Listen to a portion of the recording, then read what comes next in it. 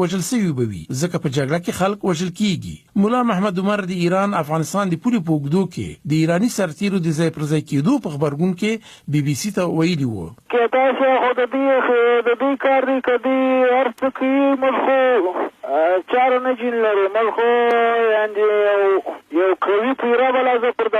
بادر باندې دی د لاس نه وکم هغه په دې خاطر باندې کدي بیا دا موږ نه وایي چې ایران به شي څونه کې شاید څه به وکړي خو نو بیا به آینده سرنوشت به نو بیا څنګه دی ایران نو چې اوس مې ورسېږي بیا تر اصفهانه پورې دې ولایت ما څه ګزاره وکړي هر څونه چې مې وس هغه ورسره ختموم. مولا محمد عمر مجاهد په 1959 کال کې د کندهار د ډنډ ولسوالۍ یو بزګره کورنۍ کې زو کړی و لا ډیر کوچنی و چې پلار یې عمر د پخوانی شوروي اتحاد لخوا د افغانستان د اشغال په مهال د هم د جهاد لیکو ته ور شامل سو او د مولوي محمد نبی محمدي د حرکت انقلاب اسلامي له مجاهدینو سره د روسانو پر ضد وسلوال جهاد پیل کړ.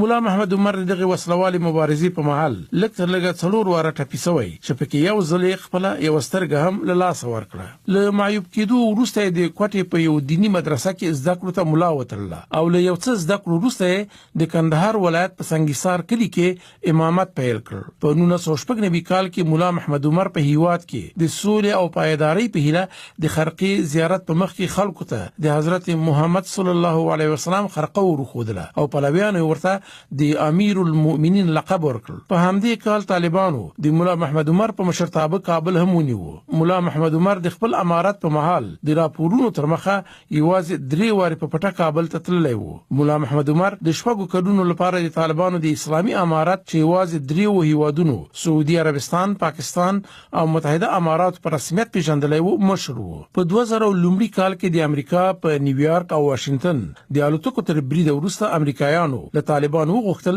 چې د القاعده مشر اسامه بن لادن ورته وسپاري. په لومړي سر کې طالبانو د هغه ورسپارلو ډډه وکړه او له امریکای نه په دغه برید کې د القاعده د لاس لرلو په اړه د شواهد غوښتنه وکړه چې امریکایانو ورته شواهد وړاندې نه کړل. خو وروسته بیا په دې صلاح شول چې هغه به یو درېمګړي هیواد ته وسپاري. خو امریکایانو د دوی دغه وړاندیز ونه مانه او نه هم داسې یو هیواد پیدا سو چې اسامه بن لادن ته پناه ورکړي. بلاخره امریکایانو د شمالي ټلوالې په ملتیا د 2000 کال د اکتوبر په اومه په افغانستان برید پیل کړ چې ورسره نږدې یوې میاشتې مقاومت نه وروسته د طالبانو حکومت رنګ او مولا محمد عمر له قندهار ووت او په یو نامعلوم ځای کې ځان پټ کړ.